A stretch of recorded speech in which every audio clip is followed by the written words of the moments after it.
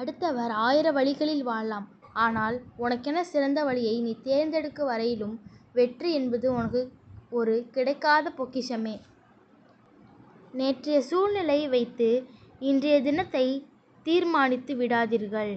ஒருவேளை நாளைய சூழ்நிலை உனக்கு ஏற்றபடி மாறலாம். நம்பிக்கையோடு காத்திரு. வாழ்க்கை என்னும் பாடத்தை கற்றுக்கொள்ள நம்மை பெற்ற தாய் மற்றும் தந்தை கடந்து வந்த பாதையை அறிந்து கொண்டாலே போதும். ஒருவரிடம் பல மணி நேரம் பேசுவது நட்பல்ல. அவரை பற்றி மற்றவரிடம் தவறாமல் பேசாமல் இருப்பது நட்பு.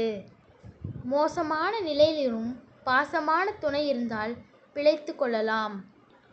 ஊரே துணையாக இருந்தாலும் கட்டிய மனைவி இல்லை என்றால் யாரும் அனாதைதான். ஆனால் இருக்கும் போதே பலருக்கு இது தெரியவில்லை.